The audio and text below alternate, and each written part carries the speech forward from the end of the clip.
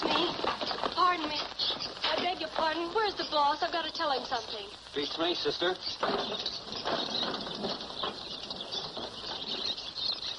Oh, Mr. Murray, there's some people here to see you.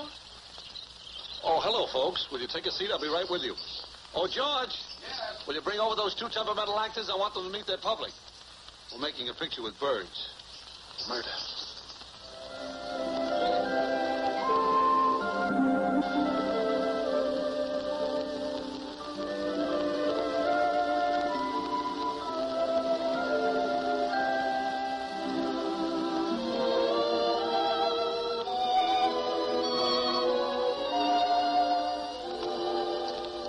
Here they are, Mr. Murray. Folks, these are the stars of our picture, Bill and Coo. Say, George, don't you think that Coo's makeup is a little heavy around the eyes? I hadn't noticed. Maybe so. Makeup. Makeup. Makeup. Makeup. Here you are, Mr. Burton. Oh, Oh, aren't they cute? May I feed them? I doubt if they'll eat. They just came from lunch. Say, George, have you perfected that trick where the bird walks the tightrope carrying the parasol? Well, I think they've got it. I'd like to see that before the picture starts. Coming right up. Did I understand you to say that a bird walks a tightrope carrying a parasol? Yes. What's wrong with a bird carrying a parasol?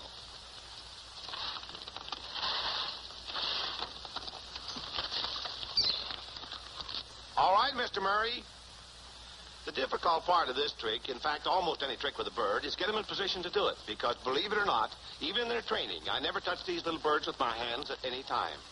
Now, this first little trick is much more difficult than most people will imagine.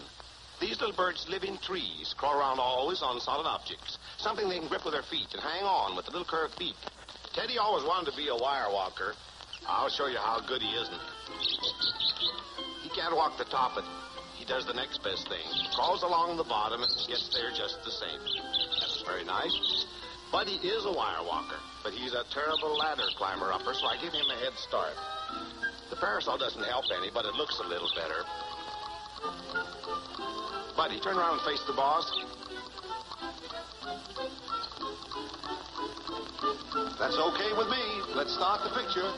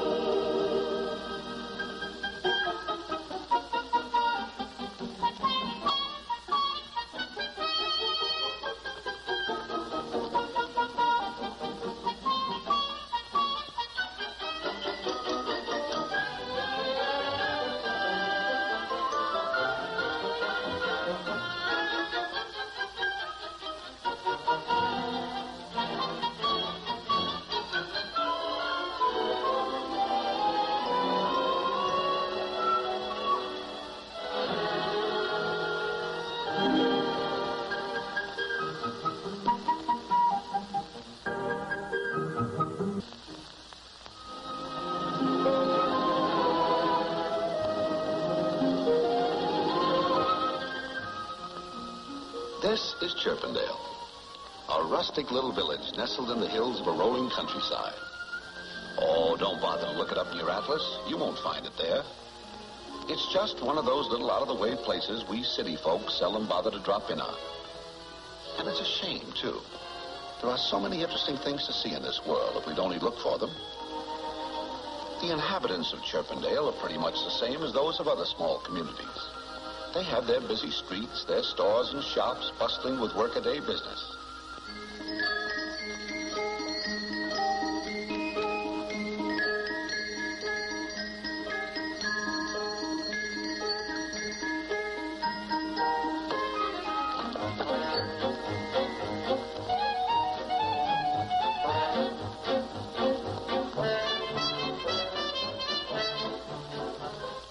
customer now.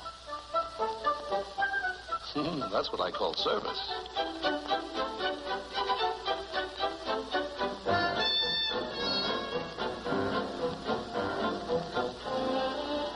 Let's take a look at that baby carriage. Guess we got here a little too soon. Naturally, a town of this size has to have a transportation system. After all, Chirpendale has a population of 4,202. Oh, my mistake. 4,204. Yes, Chirpendale is really a growing community, and it has its share of civic pride, too. Here's a statue of a couple of its heroes. These silent pioneers keep a stony watch over the youth of the town as it relaxes among the shady trees. It's really a spot for kids, a fairyland for the younger generation. That little girl is Sally Shrill. Her mother is the town's whistling teacher. Sally, your mother's calling you.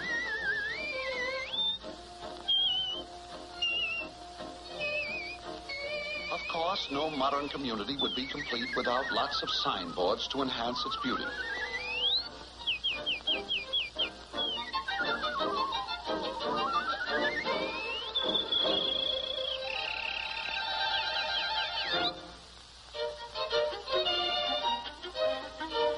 Of course, if you want to travel locally, just consult our hero, Bill Singer.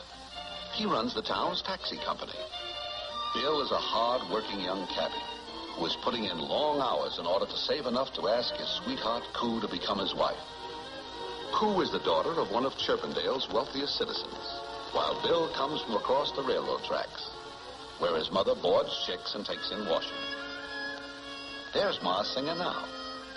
She's a little annoyed. She's just ordered some provisions from the grocery store, and the boy hasn't delivered them as yet.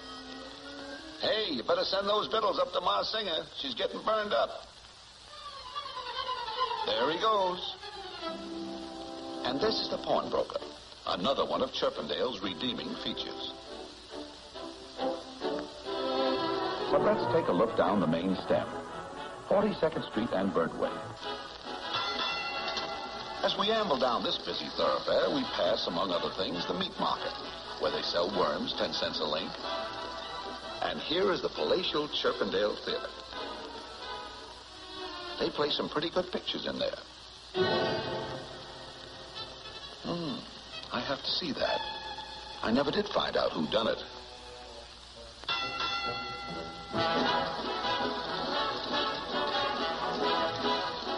Down at the end of the street is Chirpendale's main hotel, the Wren Rest.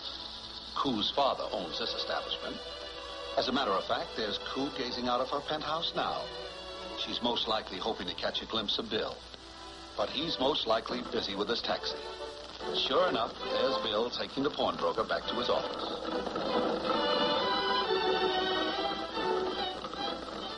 Up at the end of the street is a village church, the Wee Kirk of the Feather. This is where the lovebirds are married. And this is where the matches are made.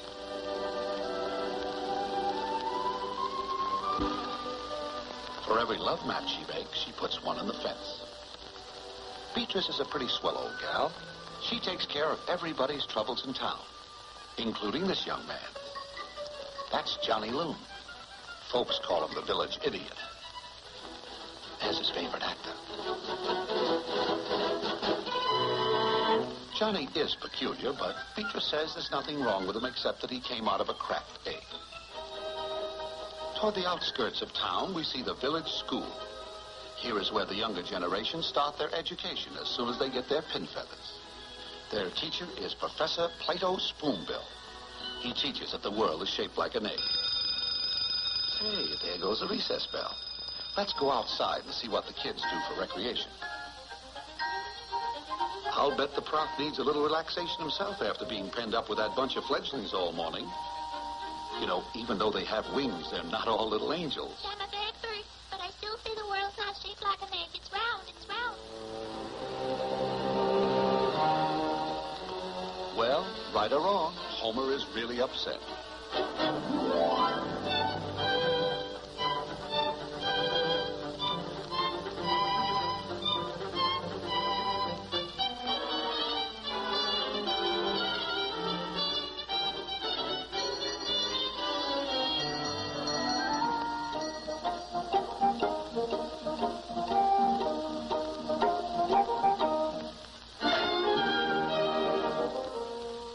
Of course, our hero, Bill Singer, has no time for recreation.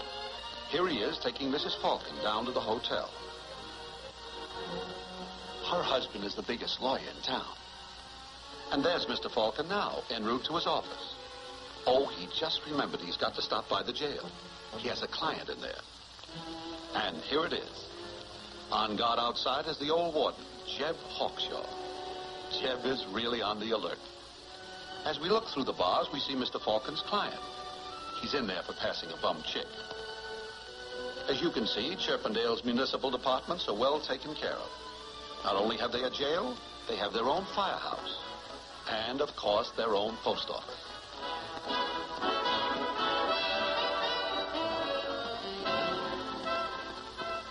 Even the park has all the modern conveniences. Here's the very latest thing in outboard motors. Sally, your mother's calling you. No, not you, Johnny. Oh, well, it's all in fun. I guess that's why Chirpendale seems to be a lovely feathered utopia, where the fullness of life can be enjoyed happily and peacefully. A place where each individual can live contentedly beside his neighbor, shaping his own destiny with freedom from fear. But can he? No. The heavy footsteps of evil are ever lurking nearby, casting its dark, malignant shadow over the small metropolis. This sinister enemy, who has violated every law of decency, strikes terror into the gentle inhabitants of Chirpendale, and his name is only spoken in fearsome whispers. He is called the Black Menace.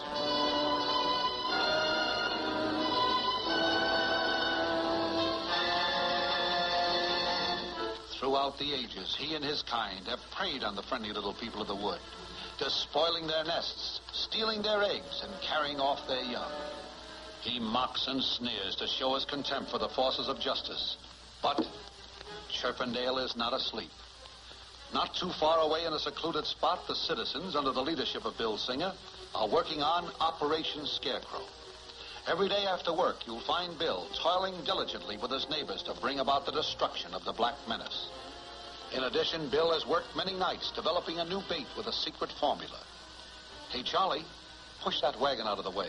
I want to show these folks Formula 303. There it is. Surefire crowbait. Of course, having a bait in a trap is one thing, but catching the Black Menace is another.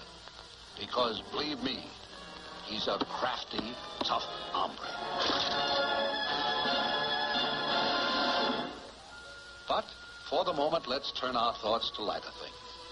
For this is not the time for morbid fears. It's a day for laughter and gaiety. The Starling Brothers Circus is in town. The big show is tomorrow, but the parade's today. And here it comes up the street now.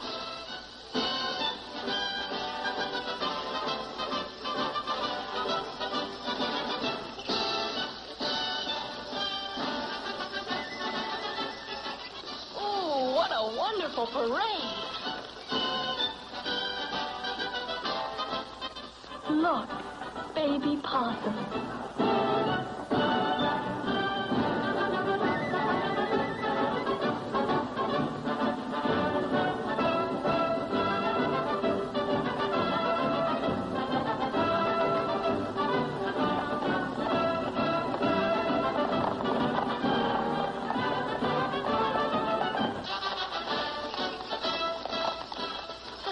Performers. Panthers and tigers. Everyone is down watching the parade. That is, everyone except Ma Singer. And she couldn't go because she had to work.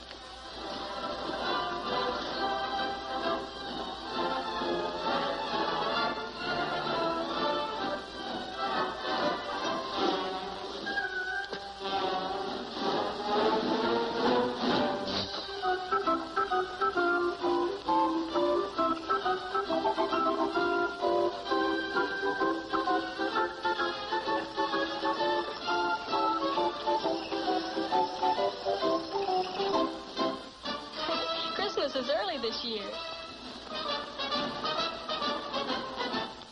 And so is Thanksgiving.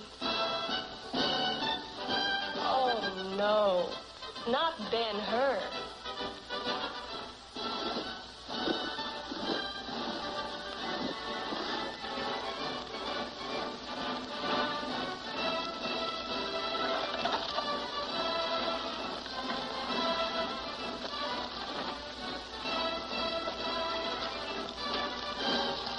What's the matter, Buttons? Break 'em. That's the way the laundry does.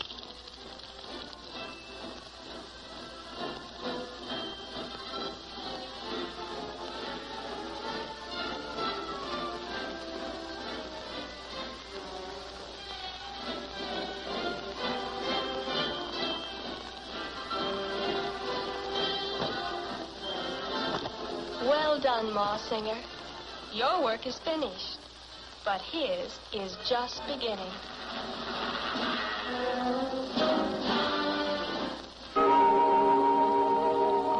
Well, the day is over, and night has fallen on Chirpendale, with the moon casting its soft, luminous glow over the drowsy little hamlet. Most of the little guys and gals have gone to bed to rest up for the big day at the circus tomorrow.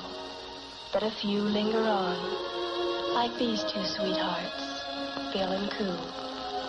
These two kids really have it bad, and it's so natural. For in Chirpendale, love, happiness, and contentment blend together in harmony, like the soft chord of a great composer's masterpiece.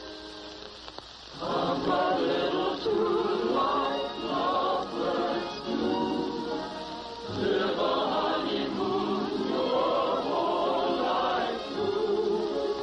All your cares take wing if you can sing. And learn to hear and coo. Every winter day will seem like June. And on cloudy nights you'll find the moon. If you try a song, you can't go wrong. So why not hum a little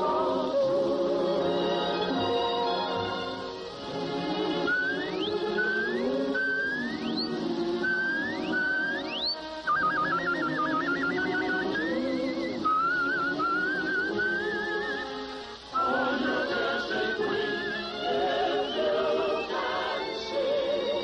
Good night, Bill. So why not hum a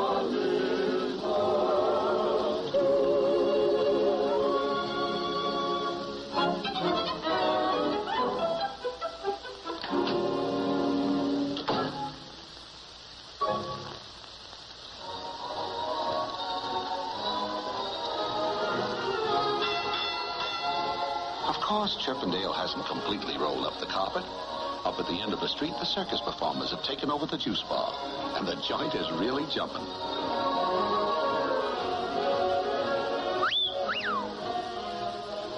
There's one in every town.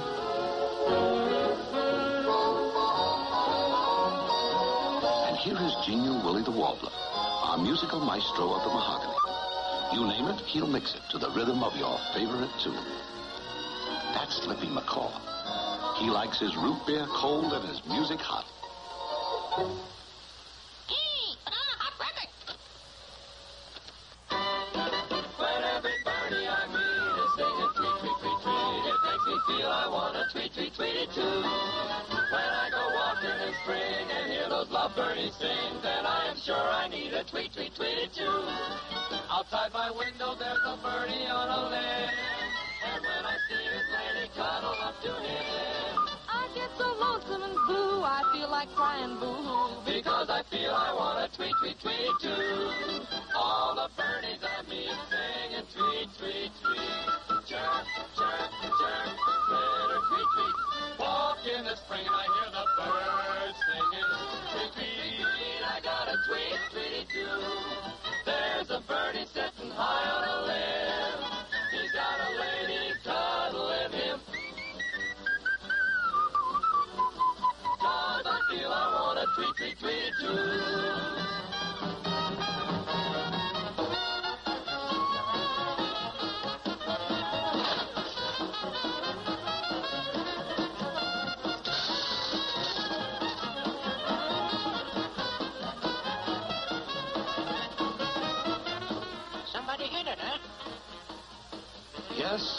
Fortune seems to be smiling on Chirpendale tonight as the last of its weary citizens prepare to call it a day.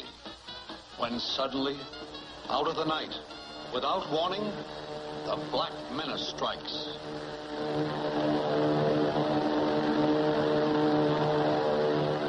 Cold terror grips the populace as it searches the sky with fearsome eyes.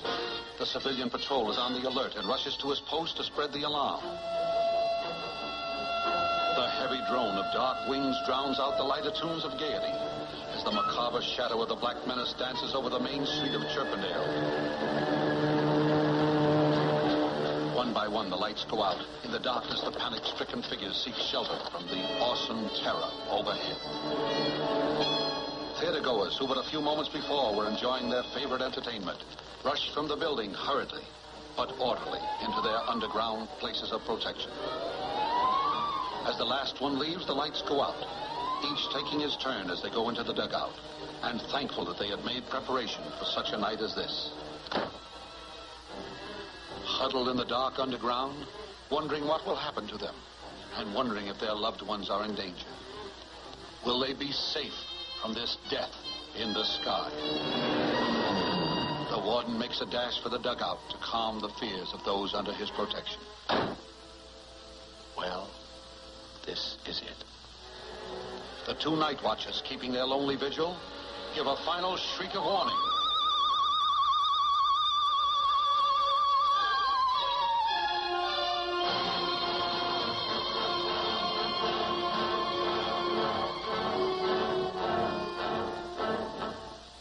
Alone with fear clutching her heart, Koo casts a wary eye on this monster.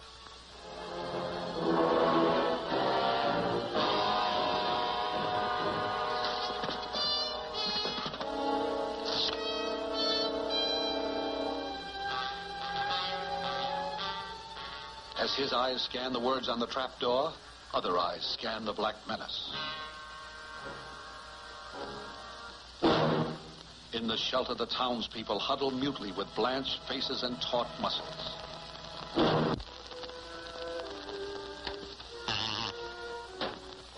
Stunned by this bold impertinence, he turns to wreak vengeance with acts of vandalism as the night watch follows his every move. Cautiously, he eyes the streetcar. What is this strange contraption? A booby trap? Deep under the ground, there is a deathly quiet. With slow, measured tread, the dark invader stalks toward the next objective of his fury, the Renrest Hotel. Inside his evil mind, a crafty plan is taking shape. His sadistic brain is working furiously, when suddenly a fiendish inspiration possesses him. He is going to use the greatest of all destructive forces, fire.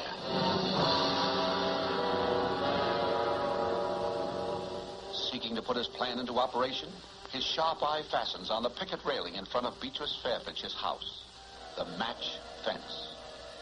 Ironically, what seemed to her an innocent, humorous display of her vocation now becomes an instrument of death and destruction.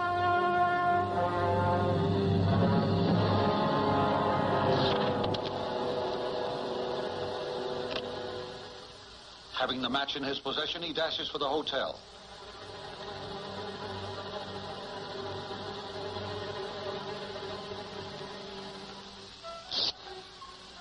Holding his fiery torch, he goes to the rear of the hotel and drops it in a pile of rubbish.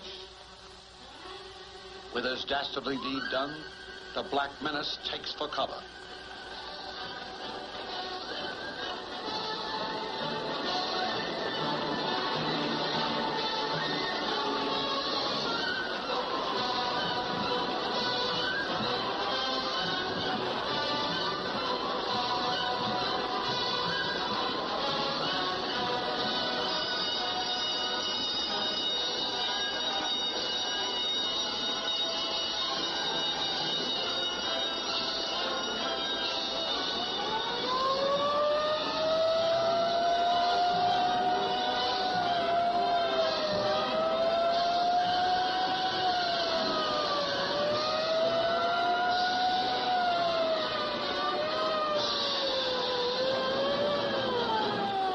To arrive at the scene is the hook and ladder.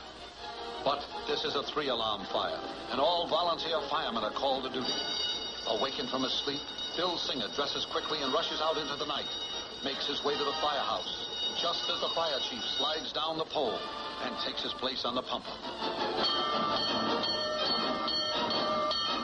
Bill, grasping the tongue of the engine, starts out.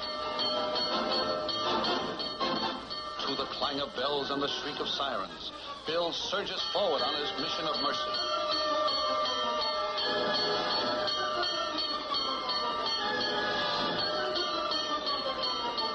The hotel is now a burning inferno, but our hero grabs the hose and rushes in. Somewhere within this blazing furnace, Bill Singer is chopping through doors and walls to smother the flames with his torrent of water. And he is successful. Bill is getting the fire under sufficient control to allow the guests to make a dash from the entrance. Ma Singer, worried, rushes to the scene.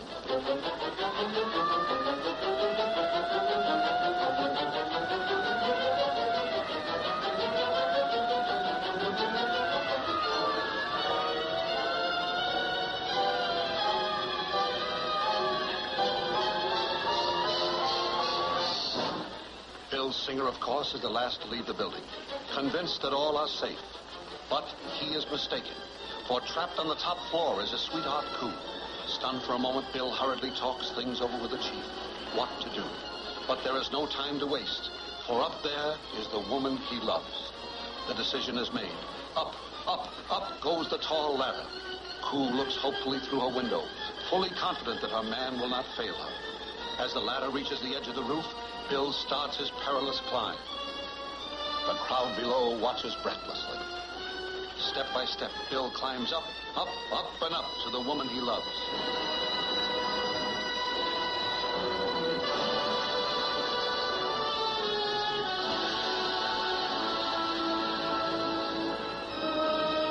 Below, the sound of crashing glass tells him that Bill Singer has broken through. Ma Singer is thrilled and happy at her brave son's daring rescue, but not so with a black menace. He glares with hatred at his nemesis with the checked tie. Our hero and his loved ones are congratulated that all have come through safely without loss of life. But there is no happiness in the heart of the black menace. All right, Mr. Checked Tie. Tonight you have foiled me. I will go. But I shall return.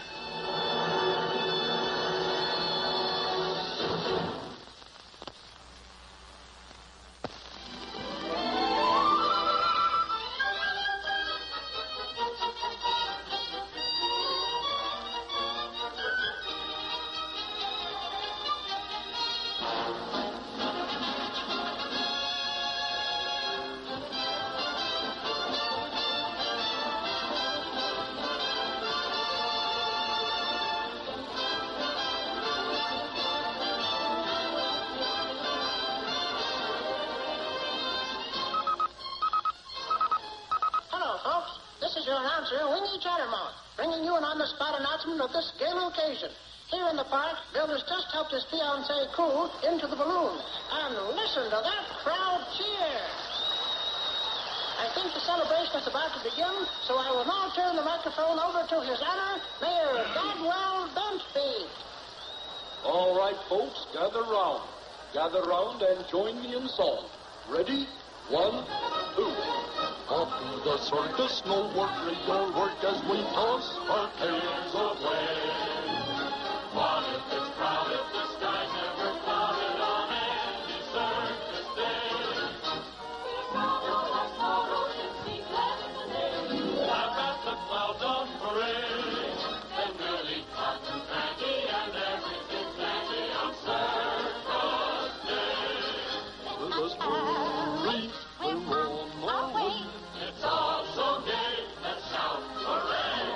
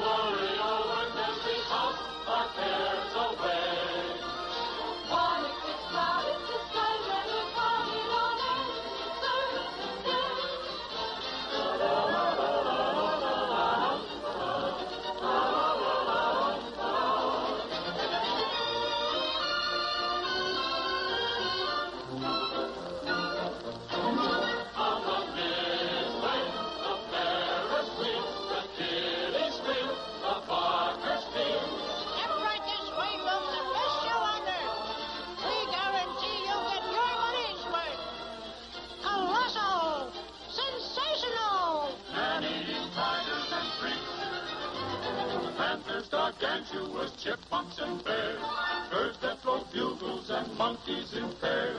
Fill up on yummies. Get A's in your tummy.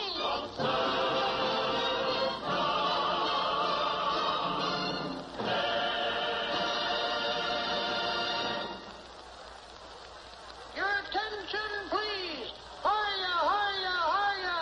Introducing a freak of nature, the only bird in the world that imitates a bugle.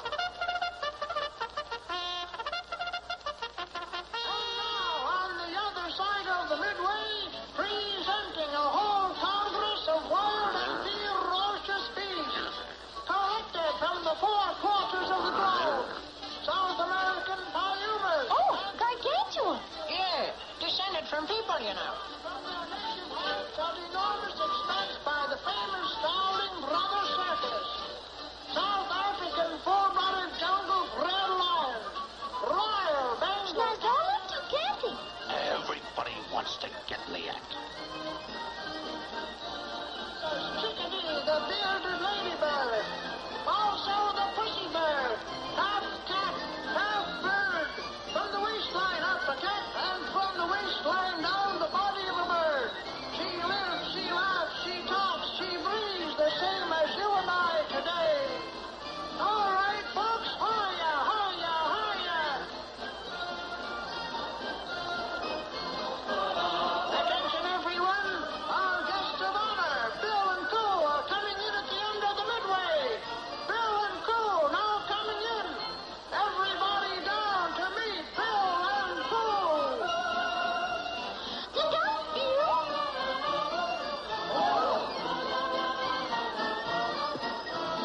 Worries we vanish and troubles all vanish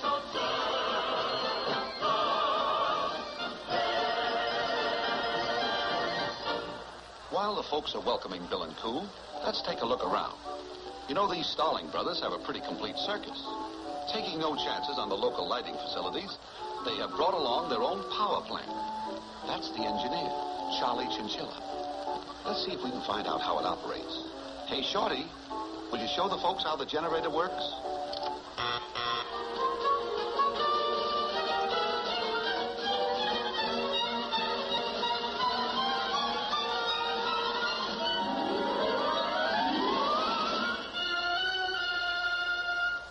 Well, that was very good. What's up now, Shorty? Oh, alternating current.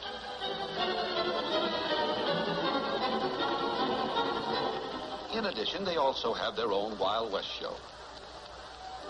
Here we see a lovely daughter of the noble red man, Princess Parakeets.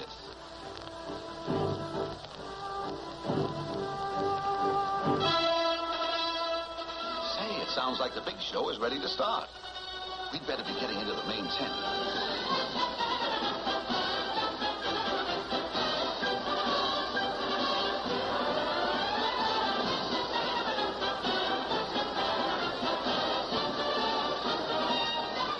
Step over to the main tent, folks. Step back, boy, step back. You bother me, boy, when you get off the platform.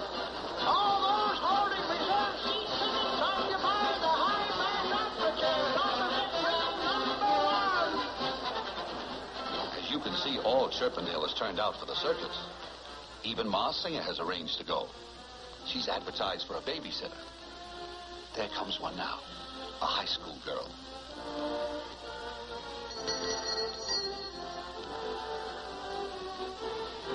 Well, come on, start sitting.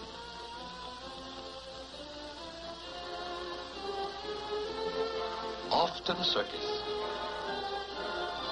So excited she forgot to take her apron off. The audience are all in their seats. Uh-oh. There's always one of these guys. And the funny part is they always find a seat. Well, just don't sit there. Move over. Take some and leave some. Bill and Coo enter their private box. Oh, not here, Bill. And the first act, Barrel House Egbert.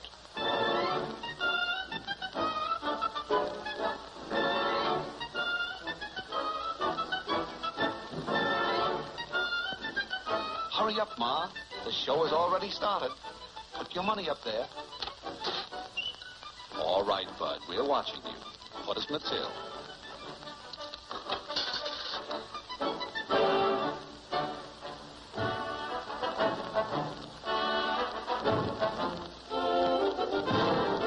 Hey, there's one more.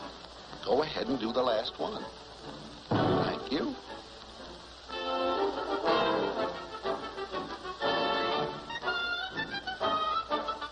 This is what they call rolling your own.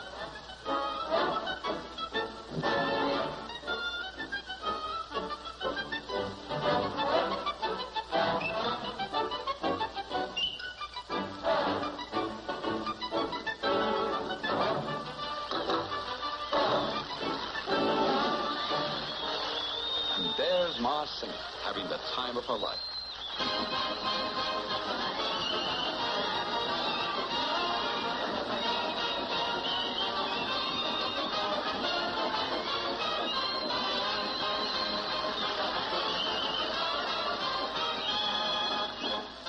Now the three-ring circus has started. In the middle ring is the weightlifter. In the number 2 ring, the bareback rider. Fine place to take a bath. Oh, well, the manager told him to clean up his act.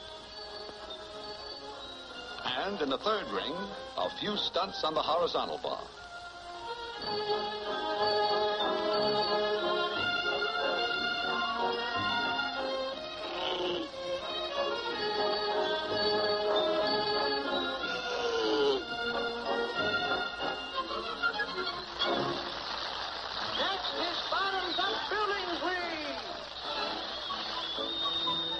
The only bird in the world that stands on his head. He started out to be a flagpole sitter, but switched. He's now a funnel upender.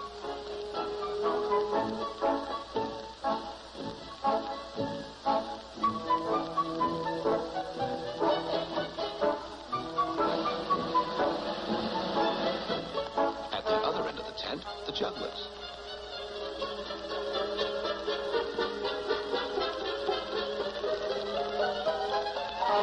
Look, Ma, no hand.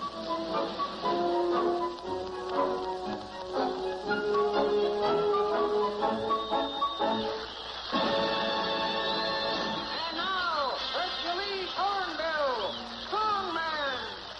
Come on, Hercules. Show the folks how strong you are. Pull the elephant down by the trunk. Now put him back up. Now go around the back and pull him down on his valise. Come on, Hercules, pull. Now make him lie down.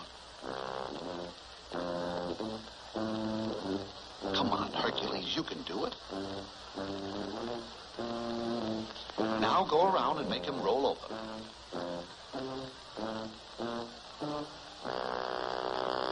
Oh, all the way over. Now set him back on his feet. He only weighs 20 times as much as you do. That's it. Now jump up and take a bow. And next, the Wild West Show. Cowboy.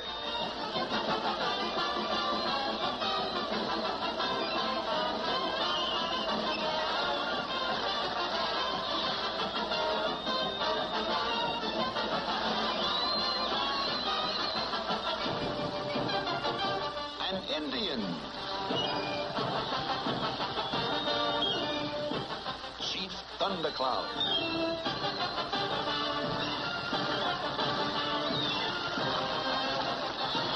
Coming out of chute 10, Dynamite, never been ridden.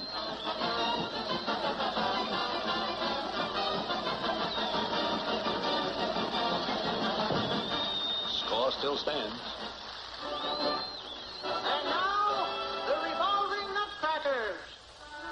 These boys really climbed the ladder to success. Here is a study in perfect balance with the birds providing their own locomotion.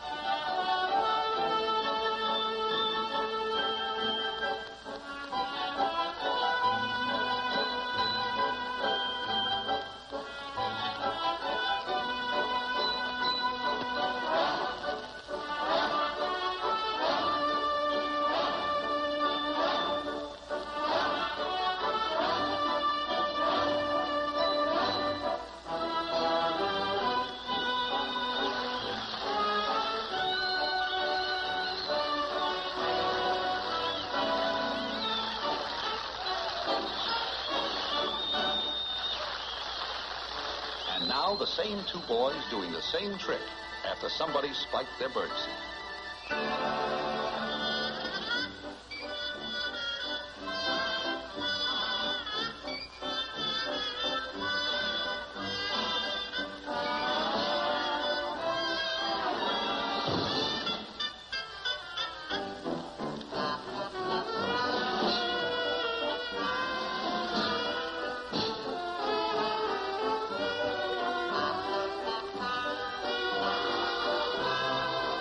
Get off. Look out.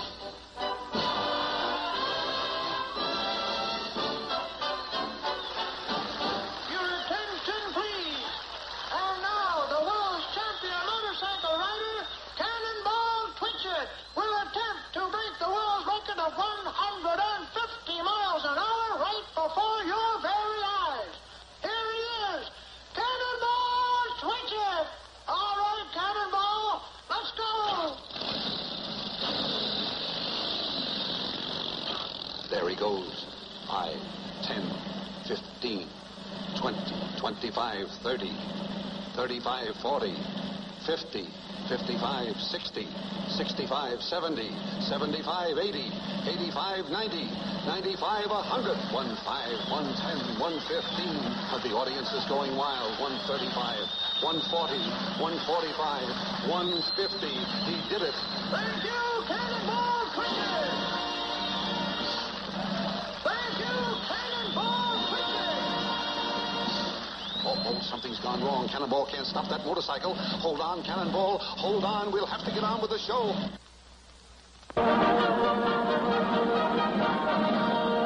The somersault is one of the most difficult tricks for a bird to perform. Montgomery, after months of practice, learned to do this trick. The only reason he's preparing so much is that he doesn't want to fall off the mat. He's never fallen off in his entire career. Oh, well, there's always a first time.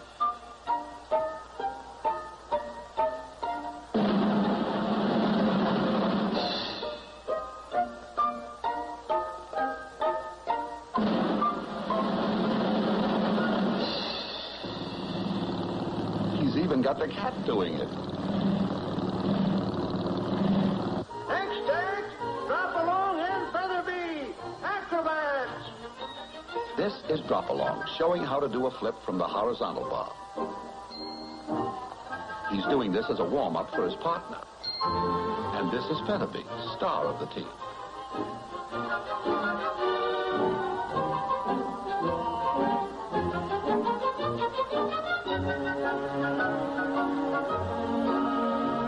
And here is Shorty, who handles the rigging. He believes that one good turn deserves another.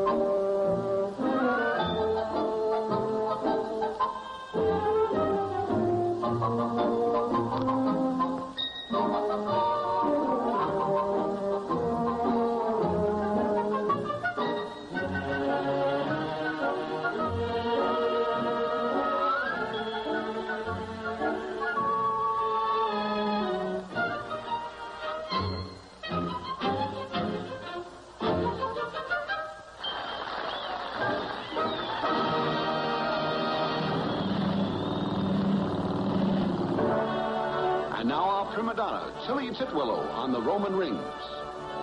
The young lady enters the center ring and climbs hand over hand up the rope.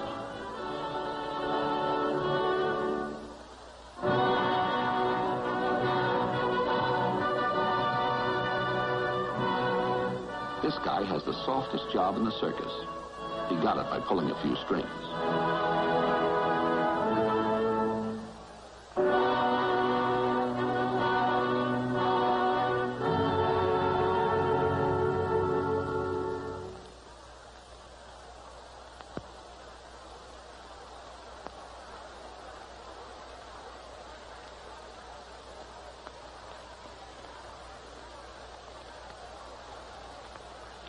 Tilly is taking her time to see that her grip on the rings is just right.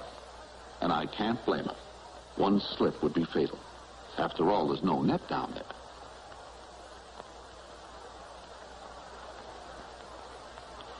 Uh-oh, she's still having trouble with that right ring. Here we go.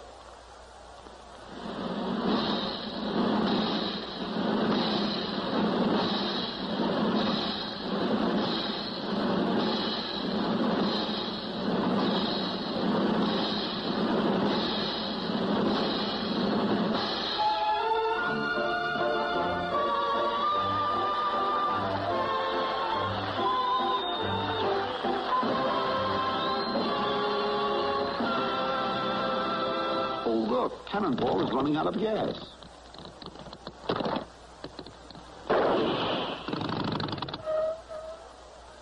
I'll bet Cannonball is plenty dizzy after that ride. He sure is. He's even got me doing it. And now the sensational Iron Jaw!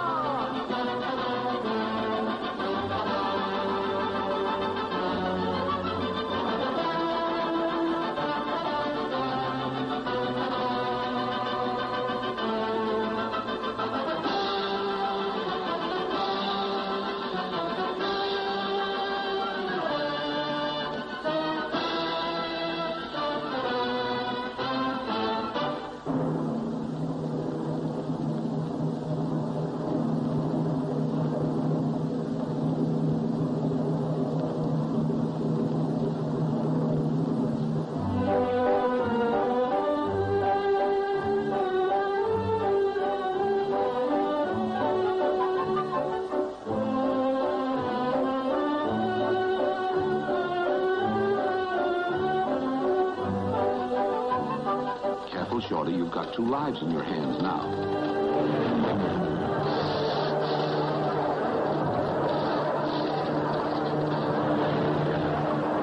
Attention, everyone! Attention! Please keep your seats. Everyone, please remain in your seats. It's probably just the carrier pigeon coming in with the mail. Someone turn down those house lights and we'll go on with the show. I tell you, there is nothing to worry about. Maybe not, but I think we'd better take a look around town. Yes, there is something to worry about. With the entire population of Chirpendale gathered under that big tent and in danger of being trapped, if only there was some way to warn them. But there's no one in town. I'm wrong. There's Johnny Loon.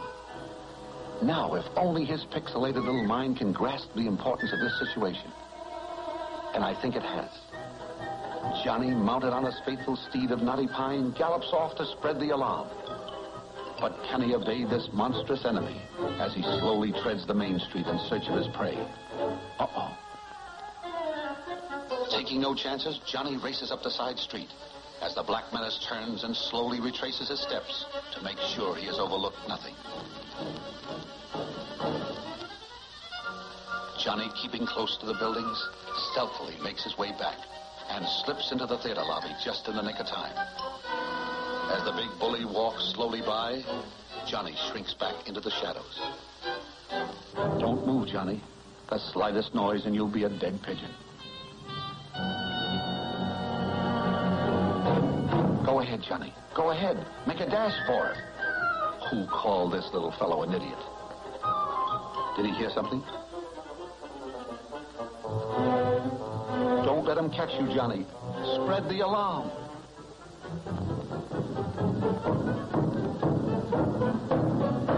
But back under the canvas top, true to the tradition of show folks everywhere, the performers carry on as if nothing had happened. Here we see Bertha Backslider climbing up to do her death-defying thriller.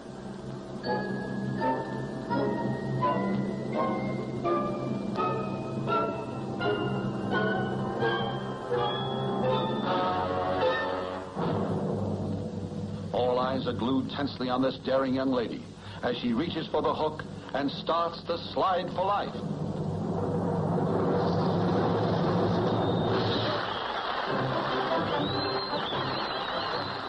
She takes her well-deserved bow in front of the royal box. But where is Johnny Loon? Still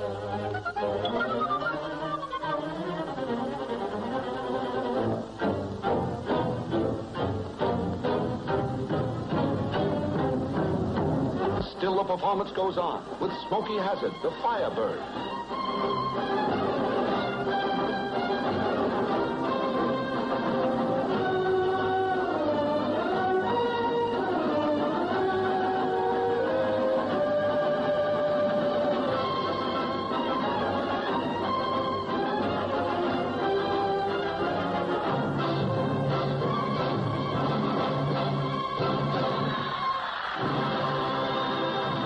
Hurry, Johnny, hurry. The crow is coming.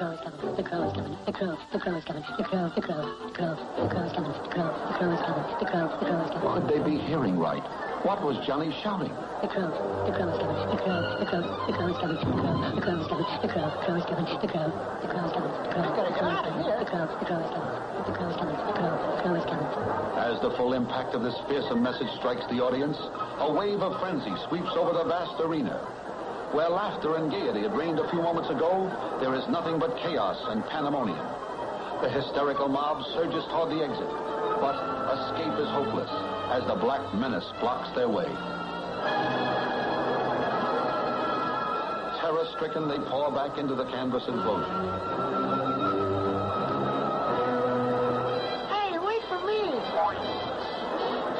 The animals have been aroused from their lethargy. Even the fox is all ears. While the dark felon takes time to enjoy his sinister victory, Bill's mind is working fast. He realizes that their only hope of averting disaster is to put Operation Scarecrow into action. But dare he try it alone? Faced with the most important decision of his entire life, Bill weighs the chances of his plan succeeding as confusion and hopelessness grip the villages. Bill's mind is made up. He kisses his sweetheart goodbye and goes into action. Impossible to leave by the main entrance, he slips out through a small opening in the side. Cautiously, he makes his way, using the cages as a screen. Watching his chance, he swiftly tiptoes by the Black Menace. Past his first danger, he knows he must work fast, while the arch-enemy of Chirpendale, still unaware of Bill's escape, puts fear into the hearts of his hapless captors. This boy is really scared. Who tries bravely to keep up her courage as the imminence of danger lends wings to Bill's feet.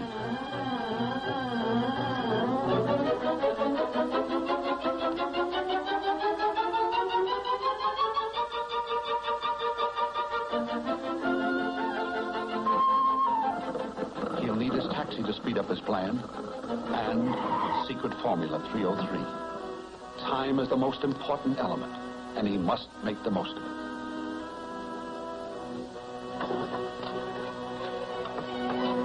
Now, if it will only work. As the master plan begins to unfold, the Black Menace still parades his arrogance with a triumphant stride. Keep down there, Bud. But how can he attract the crow's attention? Bill's mind is working furiously. An idea strikes him. Back under the tent, Who vainly tries to comfort the unhappy creatures, as Bill, taking his life in his hands, decides to shoot off this ancient cannon to attract the Black Menace. Will it blow up in his face?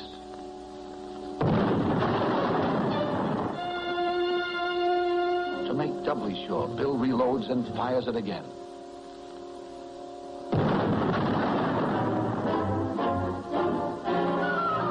He's gone. He's gone. Let's get out. Inspired by the brave leadership of Bill Singer, the townspeople cast their fears aside and join in the chase. With the first step of his strategy accomplished, Bill starts back for his taxi as the Black Menace comes toward town. He's on his way toward Operation Scarecrow. What's he stopping for? Oh, he wants to be sure the crow sees him. Look out, Bill. Look out, he's coming.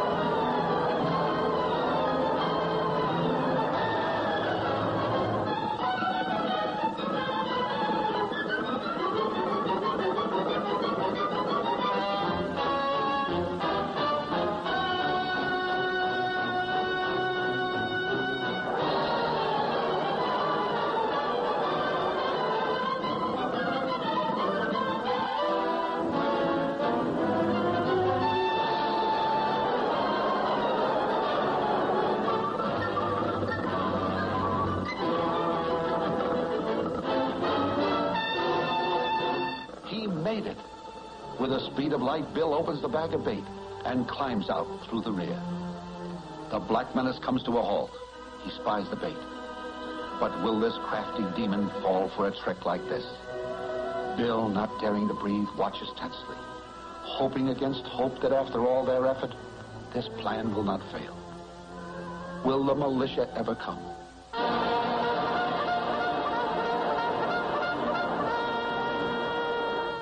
The Black Menace enters the doorway. Come on, Bill, come on, spring the trap. He's done it. He's done it. Yes, after months of preparation, Operation Scarecrow finally paid off. With cries of delight, Bill's friends and neighbors rush in to congratulate him. Once again, he is the man of the hour. But the malignant eyes of the Black Menace blaze with hatred at his captor. The villagers swarm up over the rustic Bastille, proud of their glorious victory, proving once again that no matter how small people are, they don't have to be bullied by anyone if they'll just stick together. Well, the circus is packing up and getting ready to move on, and the gaudy caravan is taking its cheer to other places.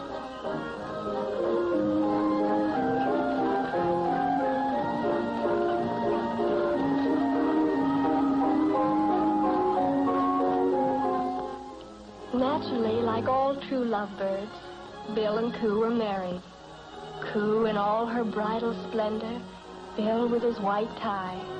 His Honor Mayor Bentbeek performed the ceremony. It was a quiet little wedding, just the family and a few friends. Of course, Ma Singer was there, wearing the same dress that she was married in years ago. What a thrill when Mayor Bentbeek said, "I now pronounce you bird and bird." It's over. It's over. Mr. Singer, please kiss the bride. Oh, Bill, don't. You're acting like a fool. Oh, that's embarrassing, Bill. Stop now. Please, Bill. Oh, Bill, please. Oh, now you're acting like a fool. Please, Bill. Oh, I was never so embarrassed in my whole life. Oh. Mayor Bentbeek says he can't understand these goings-on. He's perplexed.